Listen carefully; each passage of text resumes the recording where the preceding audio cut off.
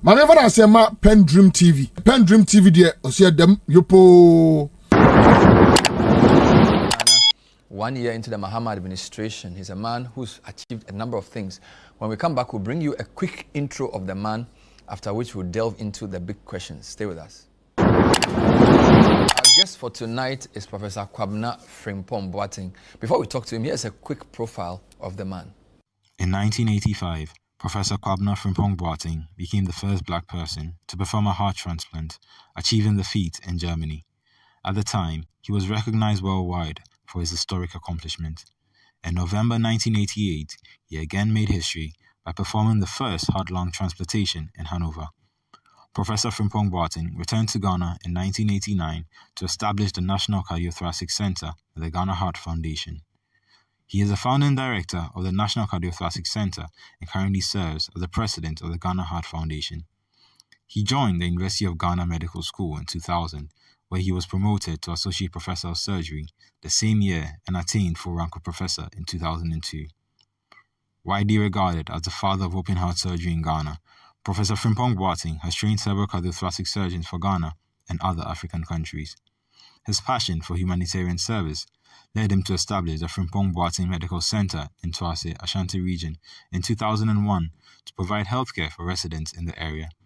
Together with his partners, Mr. Kwesi Osei-Ofori and Mr. James Osei-Brown, he also established the Providence Specialist Hospital in Achimota to provide specialist medical care. Professor Frimpong Boateng graduated from the University of Ghana Medical School in 1975 with MB CHB degrees. After completing his housemanship at Kolebu Teaching Hospital, he served as a medical officer at Komfo Anokye Teaching Hospital, where he was also a demonstrator in gross anatomy at the School of Medical Sciences from 1977 to 1978. In 2007, Professor Frimpong Boateng was also one of the 17 candidates who contested for the flag bearership of the NPP. In 2017, he was appointed Minister for Environment, Science and Technology under President Nana Addo Dankwa Akufo-Addo. So, heart surgeon, politician, educationist, what else can you call him? Farmer, a man of many paths. Prof, thanks for joining us. Good evening. Good evening. It's my pleasure to be here with you. Wow. What are you doing these days? Yeah, these days, the usual things, farming, education, building institutions, establishing linkages between some Ghanaian institutions and German institutions, and many other things. Yeah. Do you still practice medicine? Yes, I do. As a specialist? Yes, and operate from time to time. You get invited to do surgeries? Because yes. your practice, you're a heart surgeon. I get to do surgery, some special cases, in a private hospital established by some friends of mine and me. So, do doctors ever retire? No, we are not supposed to retire. You have to keep going, and so long as God gives you strength and breath, you have to keep on going. I see. So, even though you are no longer a young man, you can still oversee a full surgery. Oh, yeah. Manage a team, put everything together, talk them through the process. Let me tell you something. Last time I was somewhere and we had an operation which was complex, and I stood on my legs for 12 hours. Recently? Yeah. You stood on your legs for 12 hours? 12 hours. Is that how long? No, it was not supposed to be that long, but we had some issues along the way, so we had to do many things, and that's why. And he made it? Yes. Usually in a surgery team, there's a leader, right? Because when we watch the movies, we notice somebody's talking to other people. I haven't seen a real life heart surgery before, but usually there's somebody who's like the lead surgeon who will be telling them, do this, bring this, and then they'll be, how does it work? Oh, it's not, the lead surgeon is there, but he has 2 or 3 surgeons assisting him. Then you have the anesthetist putting the patient to sleep, making sure everything works well. Then you have the person running the heart-lung machine. That's the machine that takes over the functions of the heart and the lungs. Whilst the surgery is going on. Whilst you have stopped the heart and surgery is going on. Then you have the nurse, the instrument nurse, and the security nurses who help her bring things when she needs them, and so on. And then after that, you have the intensive care nurses and intensive care doctors. So it's quite a big team. So the surgeon is the lead, but all the others are very important. I think you came to do this thing in Ghana in 1986, is that correct? No. What year was it? When did you come back? I came back in December 88, so we started in 89. And so that's like 37 years ago. Yes, but we started the rear surgery 35 years ago. Because the first 2 years were for preparations and so on, setting up the place. How much has our capacity to do heart surgery grown if you compare 1989 to 2026? Well, it has not grown that much because there has not been the adequate investment in equipment and also training. Training is very, very important. You have to train people all the time for the next generations. But that has been lacking. But having said that, there are private hospitals in Ghana that do investigations, diagnostics, echocardiography, heart investigations. But there are only a few centers that are able to do the surgery. So I'm hoping that maybe some bold private people will get involved. So it's a question of investment. Investment. And training. And training especially. But aren't there doctors training? And especially, I think there's a college of physicians and surgeons. Yeah, is it that people are not interested in the heart specialty? No, they are. But you see, we need equipment because things are growing very fast and developing very fast, and we need to be abreast with time. They are very motivated, intelligent people around, but then somebody must be there, lead and train and get the equipment there so that we can be abreast with the rest of the world. I mean, I don't like things like, oh, we are good in West Africa, we are good in Africa, south of the Sahara, and so on. No. If we are good, we should be at par with the rest of the world, and that is... But at least you're able to do all types of heart surgery in Ghana, as we speak? No, not all types. Not all? No. Which types can't we do? Well, I cannot sit here and say, for example, we cannot do transplant of the heart, the lungs, heart lung. We cannot do certain things in the heart. We do a lot of pediatric cases, but then some are sent outside for surgery. And this is because we need to train some more and equipment and human resource, and also expand the facility. The cardio center is too small now. And I wish that the University of Ghana Medical Center is coming up, and I hope that one too will come up and absorb some of the pressures. So of course, health is always your interest. Yes. So, by the way, in assessing a government, can you, in 1 year, are you able to point out to health and say, even in health, this guy is doing well or not? Or is it 1 year too early in a 4-year term to assess a government? I don't attempt to assess any government because, first of all, there must be a plan. Okay. A plan that survive the present government and move into the future. And I've not seen this plan ever in the Fourth Republic. What do you mean? No, because first of all, in 1995, President Rawlings introduced Vision 2020. He introduced that in Parliament. But then he lost the elections. And that was the end of that Vision 2020. And when NPP won and came to power, Mustafa Mahama, the then finance minister, said as far as he was concerned, the Vision 2020 was dead. And he introduced the Vision 2015. And that too didn't provide anything. And so there have been visions and dreams and so on all along. But these are not, these things are like a party manifesto, wishful thinking, not backed by science, technology, and innovation. So I don't look at what is happening. I don't understand. You are saying that since you started following the Fourth Republic, you haven't seen a plan. I haven't seen a plan, a development plan, a plan that will outlive a government and become a national plan.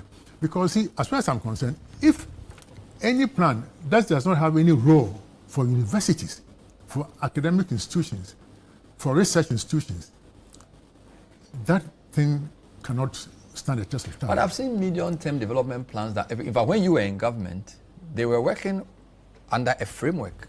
It was Ghana Shared Growth Development Framework, which was like a 6 or 7 year plan. NDC one had a similar plan. So there's always a document that even when they read the budget, it falls under, and it has a specific name. That is that not what a plan is? No. So if you want to see a proper plan, just look at what the Chinese did in March 1986, when 4 weapon scientists wrote a letter to Deng Xiaoping that said China is concentration on weapons, and we are spending all our technology on weapons. If we don't change our strategy, we will miss the technology revolution that will help us to create things. And so Deng Xiaoping said, that is good. And so this Chinese set up what we call the program 863. And they spend money to set up research institutions, programs to research into biotechnology, space technology, information technology, laser, automation, energy, advanced material science, and the other telecommunications and marine technology in 1992 and 1996. So we see that in 2006, the Chinese doubled their efforts in alternative energy. At that time, they did not even have solar energy and wind energy. But then, soon, 5 years later, they were the #1 manufacturers of solar energy and wind energy. So you need to set up the research institutions and work with them. For example, there is a drug discovery unit in the University of Ghana. And if you assist this unit a little bit, they will come out with 1 or 2 drugs that can be used throughout the world. And that one thing alone will be able to sustain Ghana. But you see, we don't have any plan for education, for industry, for transportation, and so on. So I don't see it. What do you mean? I interviewed Dr. Nimoy Thompson in November. We spoke about a development plan that was being put in place. He did over 1.5 hour presentation on where we see Ghana in the next half century. I thought that should be a plan. It wasn't. To me, it wasn't a plan. I mean, Nimoy Thompson is a brilliant fellow. I like him, he's my friend.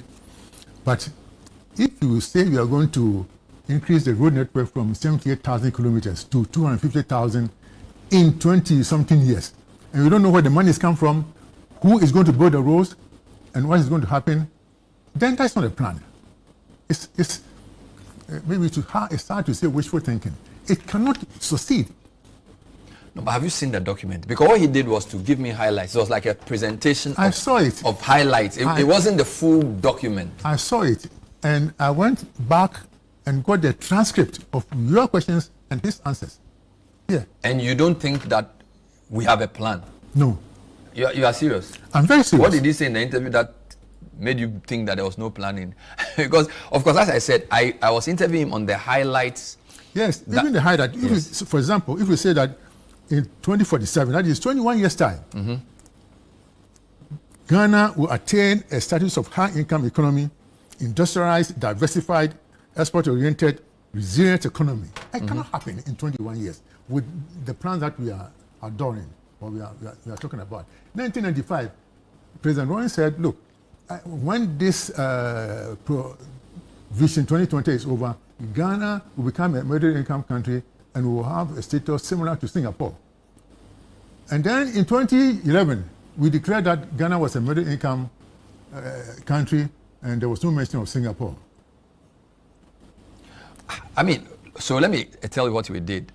The president in October launched the NDPC Ghana Infrastructure Plan. Yes.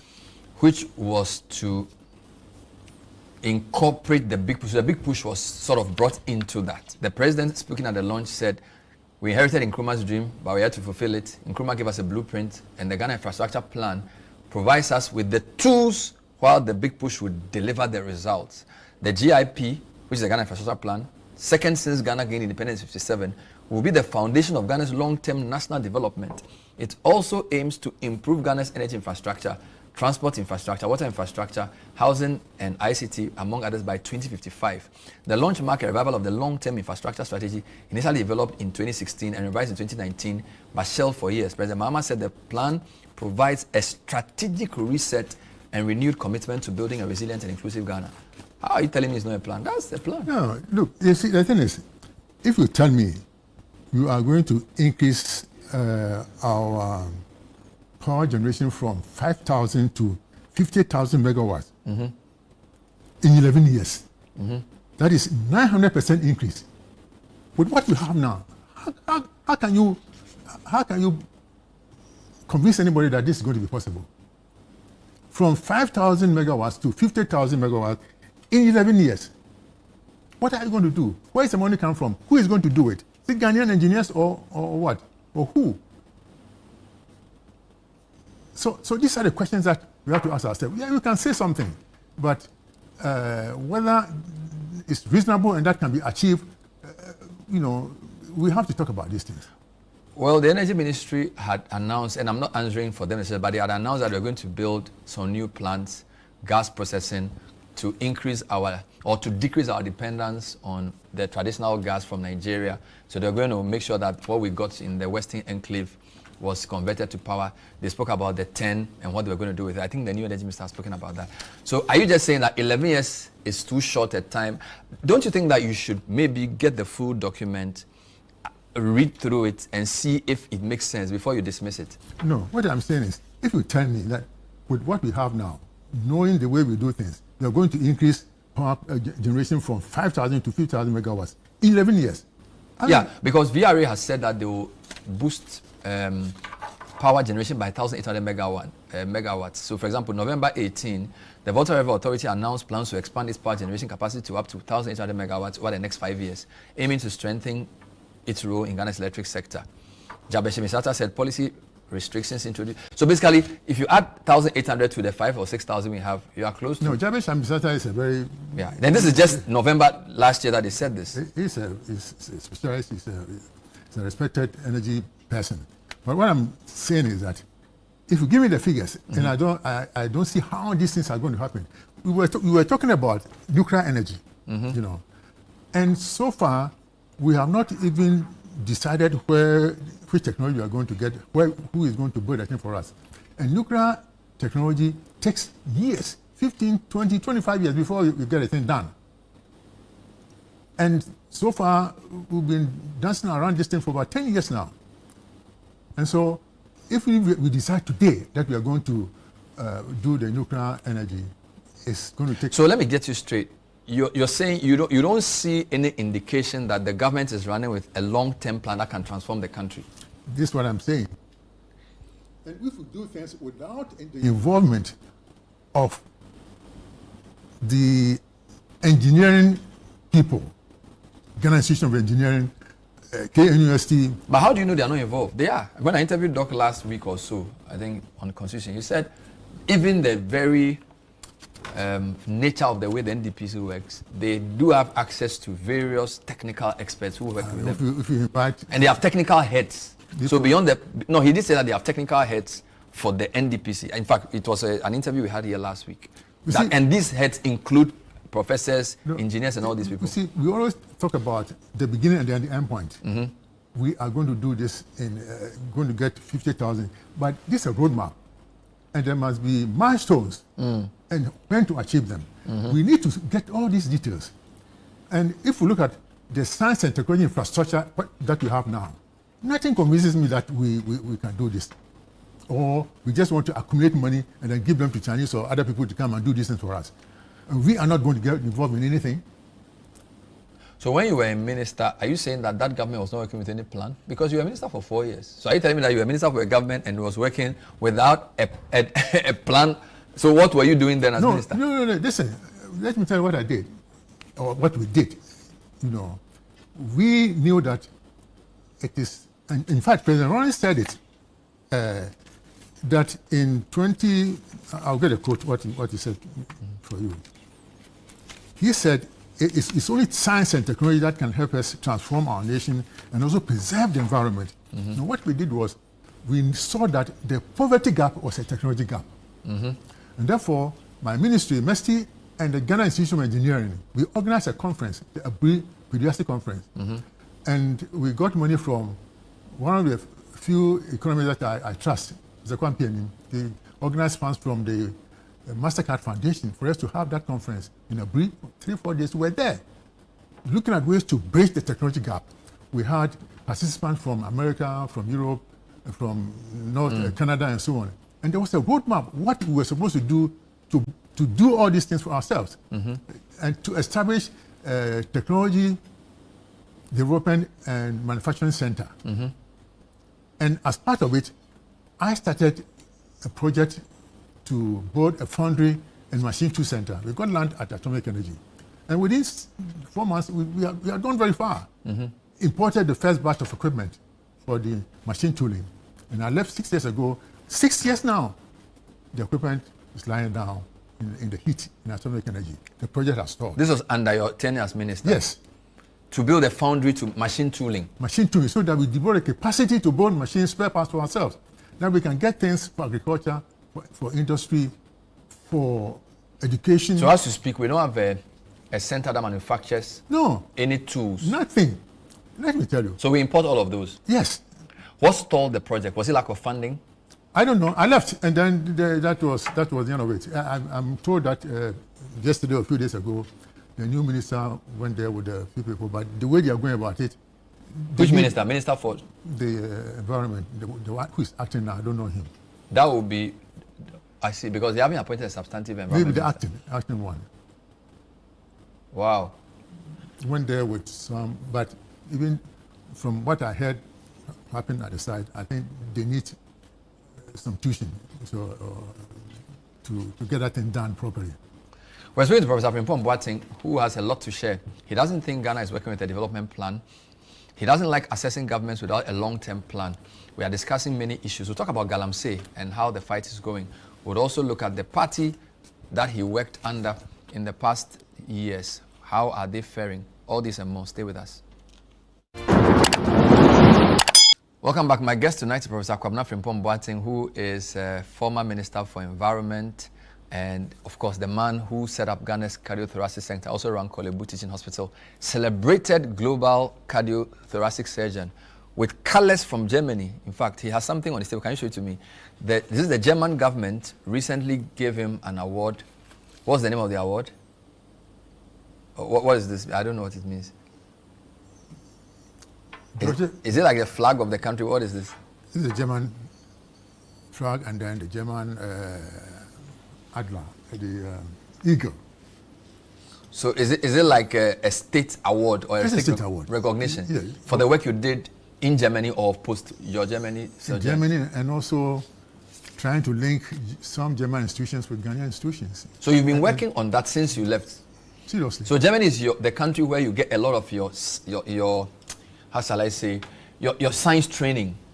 You were trained in Germany? Yeah, and I still do research with some institutions. From even Germany? now, yes. Okay. And this is something that nobody cares. Nobody asks me any question in this country. You know, what is your opinion? What can we do here? If the current government asks you to do some work for it, would you do it? Now, of course I'll do it for Ghana. And I've been doing that all the time. Do you still consider yourself a member of the NPP? Where the present NPP is not NPP, it's fake. What? Yeah. What I see now, it is not the NPP I used to know. But the question still stands. Do you still consider yourself a member of the NPP? Not the fake one. So which one is the real one? The real one is there. It's a virtual thing, and the members are there in the background. You think that... I don't understand. But look at how they elected their last flag bearer. You know, twist the arms of weak and.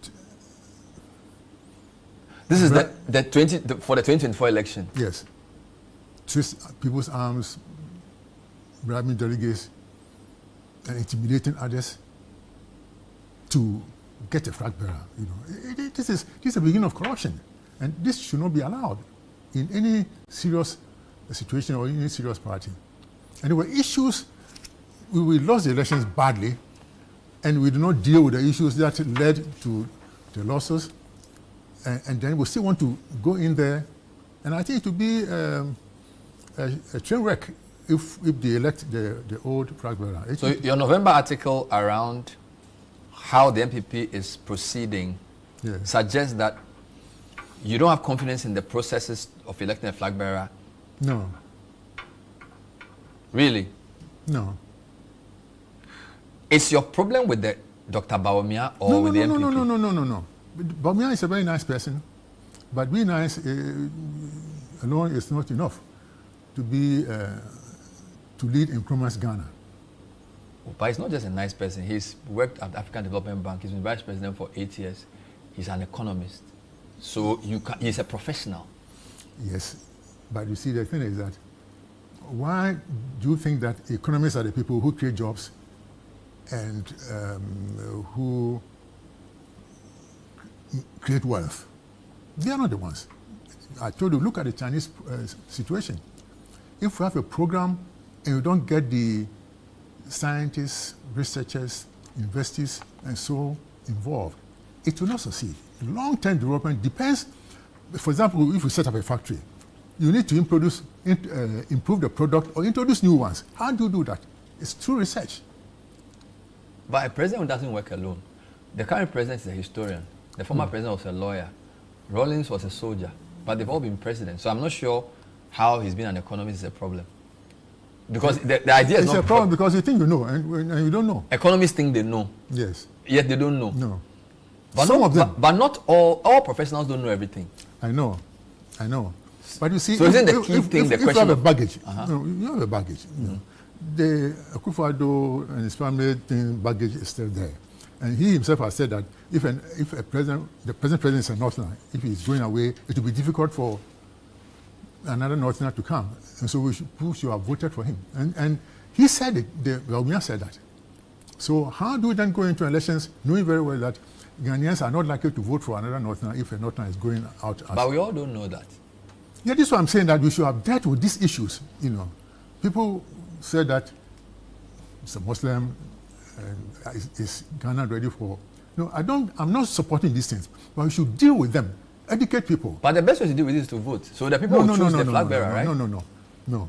You have to educate people and deal with the issues, disabuse people's mind, and then we can go on with somebody. So you're saying that if he wins, so are you worried about the process that's selecting him? The process, or the fact that the country may not be ready for a person like him? Both. What do you think is the biggest reason why NPP lost so badly in the last election? Oh, the arrogance, the corruption, economic decline, and the behavior of some members of government and the president's family. These were very serious issues. So it's possible that people punished him and the party for what the government did. Yes, and he was part of it. And so far, he has not distanced himself from some of these characters. So he ought to do that. He ought to do that. So you think if he's to be, I don't want to use the word credible, but if he's to convince Ghanaians... If he's his own person, if you convince Ghanaians that he's his own person, he should distance himself from what happened in the past. But why are you saying that? He won an election. We saw him. Yeah, but first we won the election. Well, you know everything that went on, how delegates were influenced and so on in various ways. And don't think that Ghanaians don't know these things. And what has happened in between. So far, we have not dealt with these issues. And what I'm saying is that we should have dealt with these issues before, you know. So you obviously disagree from your article from the party's approach to choose a flag bearer first. Yes, we should have waited, both the party up from the grassroots, choose the executive from the polling stations and regions and so on before. But now, they want to choose a flag bearer. And the party executives are all supporting him. The party headquarters is more or less an extension of his campaign office. But the other candidates haven't said this. I haven't heard. Okay, maybe I haven't. Because maybe they don't want to offend people. You keep quiet. But that's not why. So you think the current party executives are working to get him to win? Yes. But you don't have any evidence of that. What evidence do you want? Active collusion, meetings, statements that confirm this. Of course, there are statements. From the current executive that they want him to win? Yes. For example, when the other candidates... I'm talking national executive now, not regional executive. Yeah, national more executive. or less. They all just support him. This is what I think. In the current 5, is there any of them who you think, if he won, can shift the party's chances in the 2028 election? Well, I think any other person will have a better chance. Are you serious? Yes. Any other than Bawumia? Yes. Because of his association with it. But they all have association with the previous government. One was an education minister, one was a minister of... Yeah, but that's the thing. You see, in the first round, they all supported him. He took education minister and the others supported him. And now they've left him. Why? Why have they left him? Those who supported him, why have they left him? If he was that strong, why are they competing with him? But you ran for president in NPP as well. The fact that you ran doesn't mean you did not support somebody you went against. It was all a question of throwing your hat in the ring, right? Ghana would have been quite different if I became a president. You know it. Ghana would have been a different country. You are sure of this? Oh, sure. I mean... Let me tell you what this is something here down. What I expect of a president, What I expect of a president. I expect that a president will have a clear vision, and lead by example. Not corrupt, not greedy for money, wealth, or properties, no family, friends, or concubines government, no square pegs in round holes. You must have the will to make a difference and have sound moral values, be passionate about developing Ghana, resilient and adaptable, or having the courage to do what is right and not what is easy. And by that I mean, not just changing minds, but evolving and forming new opinions as better data become available. And the president will also empower institutions and monitor, and above all, sanction bad behavior. And these things are lacking. But the current president seems to be doing better. I like him. Than the previous one. Yeah, At least for the first year. I like him. Recently, we were at a function. The teachers had a function, and he was there. Yes, I was there. Yes, the nuts. The nuts. I think some anniversary event. Yeah, where I think Kwame Penny was also there. Yes, I was also there. Last week. At least I was looking for the presidential chair that travels with the president, and there was nothing like that there. You're looking for the presidential chair? That I thought president would sit on, but Mahama sat on the chair that we all sat on, the same thing. And I think that was good.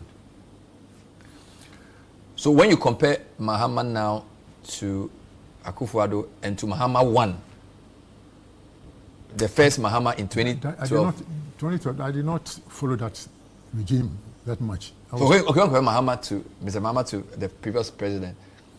No, it's very difficult to compare. I mean, they are all, I'm not saying Akufo-Addo is not a tyrant, he's not evil. I mean, he's a nice man, approachable, but he was unduly influenced by his family people, especially the one who called himself the prime minister. Which one? Well, if you don't know, I'm not here to mention names. He was unduly influenced by his family Yes. people. Was this during your first term? Was it during your time you were minister, or when you left government? Well, when I was minister, I did not see that much. But after I've left, things deteriorated after I left the place. Did you get to speak to him about this? Did you tell the president this? What? That he was being unduly influenced by his family members? No, I mean, how can I've left his government. No, when you were in government with him, did you complain about these things to him? No, I didn't complain. Did you have access to him as minister? You see, the thing is, if you're a minister, the president cannot be your friend. He's your boss, and you relate to him on business basis. But I'm able to tell my boss sometimes if things are going wrong. If my boss asks me, why are we not performing? I can say to him that the head of production is not performing. And that my duty was...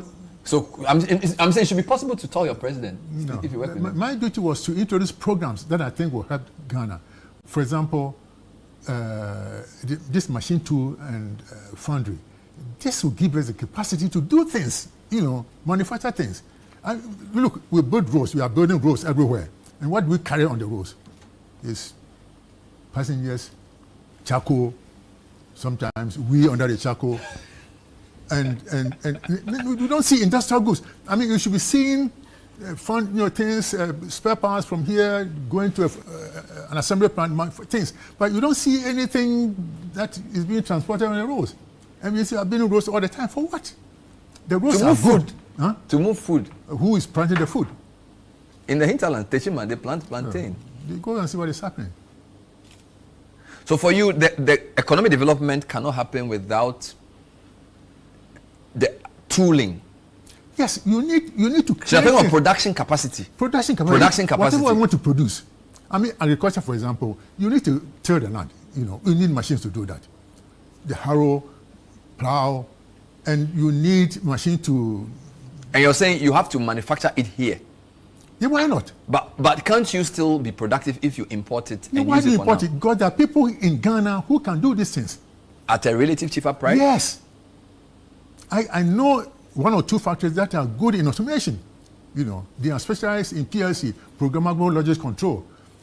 So we can automate everything that we want to do. Cassava, production, gari, or palm oil, all the things that we are doing, carrying foodstuff from one station to the other. There are people in Ghana, Ghanaian companies, if they got the help, could do it. So if you meet the current president today, what would you advise him? What would be the most important thing you say to him to transform the country? Well, I don't want to say anything now, but if he calls me, we'll sit down with him and talk. But clearly to be in the science area, technology, science. Anything that will give us the capacity to help ourselves. Do you understand? I mean, for example, we are building roads, drainage covers. These are all imported. How? Drainage covers are all imported? Yeah. The metals that we use Yes. You're sure of this? Of course. Who is producing them in Ghana? People, welders can do them. Welders. Simple drainage covers. There's simple. Fabric Metal. There's a big steel company in Tema called B5 Plus. They are producing iron rods and things like that. But for these covers, you need a foundry, Are you saying we don't have any foundry in Ghana? And listen, Bernard, we are not using the university. Look at it, even the technical universities that we have. Some of them are in certain special areas. Sunyani Technical University, they are into mechatronics. And when I was minister, I went there and I said that, I met the people, I said, look, within 2 years, Ghana should be able to bring a prototype of an electric vehicle. And I knew what I was... What year was this? Oh, that was the first time, maybe 2 years before I left. You thought within 2 years we could have come up we with a prototype of an EV? Because looking at what they do, I mean, Takoradi Technical University are into oil and gas. Accra Technical University, Kumasi, Sunyani, and... so they have different specializations? Different specializations. But nobody knows what they're doing. And what plans do you have for these students when they complete? So there must be a plan. If we say oil and gas in a university, then we know that after the studies, you have a plan to move there. That's what the Chinese did. You go to George Grant University in Takwa, then I met people, some of the professors who are into production of processing of iron ore. We have iron ore deposit. They have found a new method of producing iron from the oil. And it's not being commercialized? It's not being commercialized. We need to shepherd these things from research into commercialization. This is what I'm talking about. There are so many things going around. And even as minister, we went to tech, chemical engineering. And at that time, KK Sapon was DNPC something, and we helped a group of students to produce hydraulic oil from castor oil plant. See, there are so many things that we can do for ourselves, but we need to help these people, shepherd the people, so that the universities will become sites for incubation of companies. This is the thing. This is what I'm trying to say. If we have this, if keep people busy, research and things busy, it's not we are going to give $3 billion cedis to $3 billion to prop up the whatever big push. no, not push, CD, to push, to stop the depreciation. But that's also a problem. Yeah, but then at the same time, if we are not able to produce anything, then it will be a perpetual thing. You put in money all the time to do that. We'll take a break. This is the point of view. My guest, Professor Frimpong Boateng, has a lot to say about development. He thinks if we want to develop, we must learn how to make things.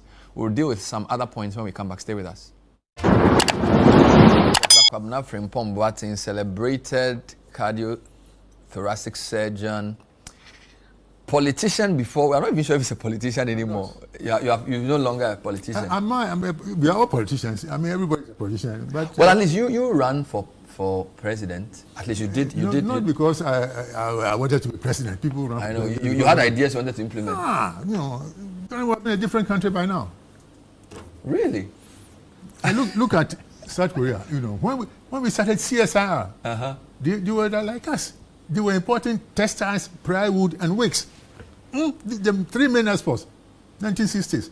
Then they went into one product alone, LCD. Has changed them. And we are here. Look, when Nkrumah started the shoe factory in 1960-61, he was ahead of Nike. Nike started producing shoes in 1964. Can you imagine how far we've left things? Ghana Atomic Energy Commission. Nkrumah imported a 2 megawatt reactor from Russia to power the research plant. It didn't come. But the North Koreans used the same technology. They had the same technology. Look at what you've done with us. And the British built for us location, a machine tool center and second D to service the railway system. It was the same technology that they had at that time, and the British improved theirs and used that same technology to produce fighter planes for the Second World War. And we have sat down, everything is gone. I mean, this is a country of missed opportunities. And we are not doing well. I mean, this vision, this is what President Rawlings said. Vision 2020, which was presented to Parliament by President Rawlings. Firstly, the only means by which the country's resources can be used effectively to achieve rapid economic growth while maintaining the integrity of the environment hinges on the integration of science, technology in all programs. This is what President Rawlings said. And this is no different from what Nkrumah said. So you seem to like the two of them a lot, Nkrumah and Rawlings. No, of course, not like them, but they had. Nkrumah had good programs. Look, don't forget that both men had the longest time of all our presidents. No, it was Rawlings who had the longest time. Yes, I'm saying both. If you compare everybody, Nkrumah, if you look at when he became prime minister. But Nkrumah, in the short time, was able to do a lot. Rawlings was not like Nkrumah. He was a young man. He loved Ghana. He wanted to improve things, but he lacked the education, the experience, and the knowledge, and he relied on people who preferred to chase their perceived or real enemies. They let Rawlings down. How do you think the galamsey fight is going? You wrote about this in 2021 when...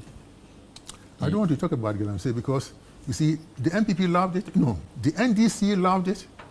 And they went, NPP came and they loved it. NDC has come and they love it. So, and the two, NDC and NPP, they are from the same parents as far as galamsey is concerned. So... They have the same parent? Yes. When it comes to galamsey. So you don't see any difference between how NDC is dealing with it from how NPP No. dealt with it? At all? No. In some areas, it's been getting worse. The impunity is still there. My brother, the lance minister, go to his district. Kofi Boa. I have relatives there. Elembele. I have relatives there. And what are they telling you? Terrible. One of the worst areas in Ghana. What did you ask them? Wow. I'm saying this because I have relatives there. But the noise about galamsey has reduced. Yes, because the NPP has no moral courage to criticize anything. They did worse things. And the NPP, NDC too, will not criticize themselves. we were criticizing our party and our people for doing the wrong thing. But NDC will not do that. They will keep quiet and enjoy it. Some people maybe depend upon galamsey to provide their war chest in some maybe ministers, MPs. So they are quiet. They are just getting money for the next elections. And if you are enjoying it, why should they fight it? The economy has been stabilized. Some people think that some of that has had to do with gold because the exports of gold have gone up. The setting up of the gold board has increased the harvesting of gold proceeds. Some of that money has been used to support the Ghana cedi. Yeah. I don't know what you make of that whole... Yeah, it appears good, but not for exporters, you know. Exporters and also for the environment. I mean, you cannot... let me say one thing. It is good that Ghana is taking steps to take charge of the gold industry. That is good. But it should not be done at the expense of the environment. And the gold board is getting its gold from small-scale miners and so on, not from the large-scale miners. And a lot of the small-scale miners are galamsey operators. So that's where we have to be very careful that we do not... They say they have a tracing system that they can use to clamp down on illegally acquired gold. This is intellectual exercise. So what's the best way to clamp down on galamsey? I'm not going to say it. I'm only saying it when people are serious. Now I don't see any... Okay, I'm serious. No, you are, but when you tell me, I will say it on air every day for 1 week. No. I mean, I don't want to...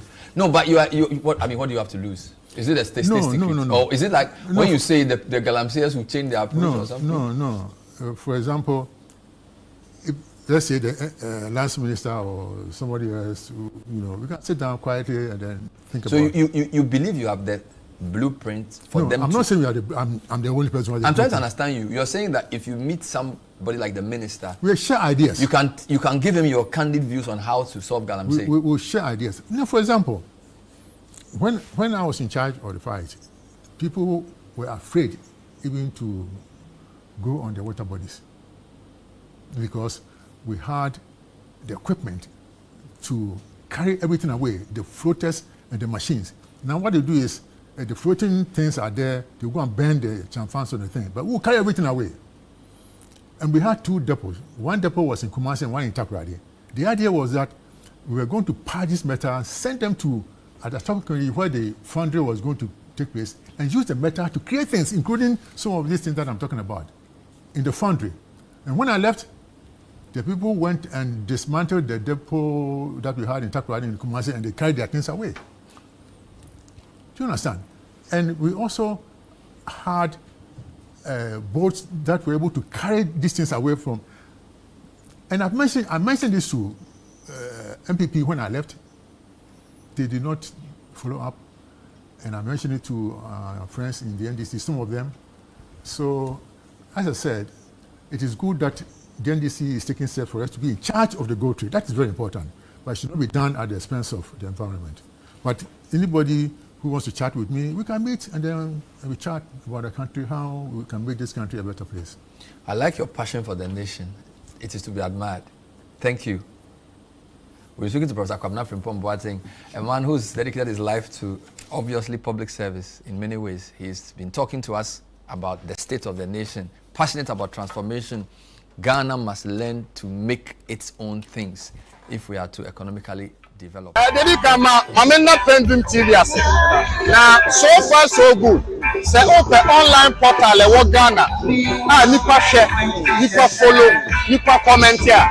To my best of knowledge, without any biases, PENDREAM TV.